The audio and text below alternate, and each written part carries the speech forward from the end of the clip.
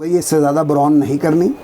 अब इसे प्याज जब ठंडी हो जाएगी फिर इसको हम कुंडी में इसे कूट लेंगे। चले अब हम कौरमा बनाते हैं कि कौरमे में किस तरीके कैसे डाली जाती हैं चीज़ें। तीनों मसाले, ये हमारे पास आधा किलो दही है, ये हमारे पास 2 खाने के चम्मच पिसा हुआ धनिया है, वो हमने इस दही में डाल देना है। 2 खाने के चम्मच सुरख मिर्चें, ये हमने डाल देनी दही के अंदर, और 1 खाने का चम्मच यानी 1 हल्दी है, ये हमने इसमें डाल देनी है। इसको हमने इस तरीके से मिक्स करना है। ये आप लोगों की आसानी के लिए है कि काम ताकि इजी और आसान हो जाए। नमक इसमें हमने नहीं डाला। ये हमारे पास दालचीनी है, ज़्यादा नहीं लेनी आपने। 1.5 चम्मच तकरीबन ज़ीरा है हमारे पास, ये 1 चम्मच ये हमारे पास काली मिर्चें हैं, 25 से 30 लौंगे हैं, और ये हमारे पास बड़ी इलायची और छोटी इलायची है, और ये हमारे पास है जायफल और जवत्री और बादल के फूल। इसको हमने अलहदा से पीस के डालना है। ये भी हम इसको ग्राइंड कर लेते हैं। हमने सारे मसाले जो आपको बताए थे इसमें ग्राइंड करके रख दिए हैं। आधा मसाला हमने अभी इस्तेमाल करना है और आधा मसाला हमने बाद में इस्तेमाल करना है। ये 2 चम्मच हमने इसमें अभी इस्तेमाल करना है और 2 चम्मच हमने बाद में इस्तेमाल करना है। ये हमने दही के अंदर सारे मसाले यानी वो मिक्स कर दिए हैं। 1 किलो गोश्त के मसाले के साथ 1 खाने का चम्मच भर के ही हमने नमक का डालना है। मिक्स कर लेंगे इसको अच्छे तरीके से। जिस घी में हमने प्याज ब्राउन किया था उसी घी में हमने ये मसाले का मिक्सर बनाकर ये सारा इसमें डालना है। ये ठंडे घी में डालना है, गरम गरम घी में नहीं डालना। अब इस घी में डालने के बाद हमने इसको मिक्स करना है अच्छे तरीके से। इस तरीके से इसको अच्छे तरीके से मिक्स करना है। मसाला हमारा सारा मिक्स हो गया, इसका दाना ख़त्म हो गया। अब हम इसका फ्लेम ऑन करेंगे। तो ये बादीन के फूल हैं, जायफल है और जवत्री है। ये जवत्री का सिर्फ इतना सा ही टुकड़ा लेना है, ज़्यादा नहीं लेना। और ये हमने बिल्कुल बारीक पाउडर की तरह ग्राइंड करना है। इसकी कौरमे के अंदर बड़ी प्यारी खुशबू आती है, बिल्कुल बारीक ग्राइंड होगी। अल्हम्दुलिल्लाह। किस वक्त में डालने आपको बताते हैं। जो मसाले हमने दही में मिक्स किए थे, दही ने अपना पानी छोड़ दिया और घी ऊपर आ गया है। इस वक्त में हमने क्या करना है, इनमें अदरक और लहसुन का जो पेस्ट है हमारे पास जो बना हुआ है ये हमने डालना है इस वक्त में आकर, और इसके साथ फिर हमने गोश्त भी डालना है। और अब हमने इसमें गोश्त डालना है। ये 3 किलो गोश्त है, जब हमने इसमें डाल के अदरक लहसुन के साथ इसको भूनना है ताकि इसकी हमक निकल जाए।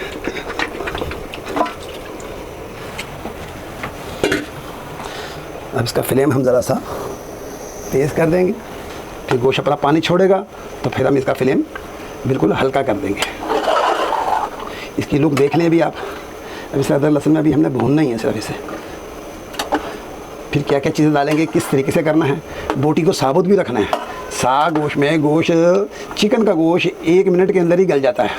फिर बोटियाँ ढूंढते रहो, बोटियाँ नज़र भी नहीं आएंगी। तो हल्की सी इसकी हमक निकालनी है, फिर इसको वापस बाहर निकाल लेना है ताकि बोटी हमारी सही सलामत रहे, हर एक के पास बोटी भी जाए।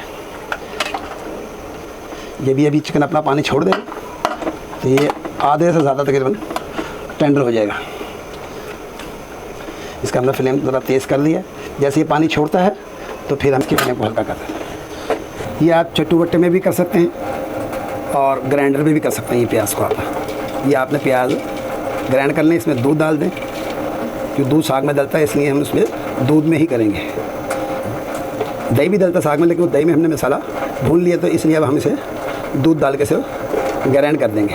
इसको किस वक्त में डालना है, अभी से डाल देंगे तो सारा स्याही की तरफ चला जाएगा। ये 1 मग्गा दूध है तकरीबन हमारे पास। ये अगर और ज़रूरत पड़े तो हम और डाल देंगे इसमें। ये अब हम ग्राइंड कर रहे हैं।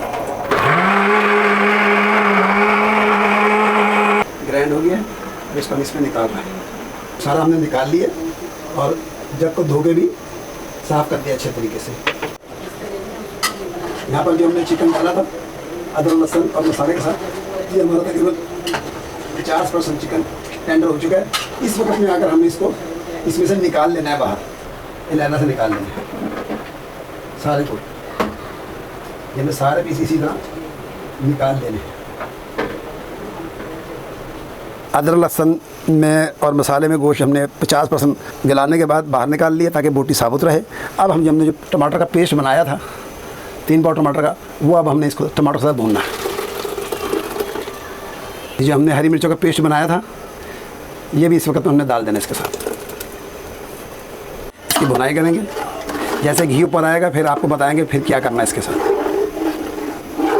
ये हमारे पास भिंडी है तकरीबन आधा पाव 1 चना, इसके हमने सारे बीज निकाल दिए बाहर। जब ये साग तैयार होगा तो उसमें हम डालेंगे फिर आपको दिखाएंगे इसकी लुक कैसी बनती है। इसमें हम पानी मिक्स करेंगे, ये हम ग्राइंड कर रहे हैं। ये अल्हम्दुलिल्लाह हमने भिंडी ग्राइंड कर दी है।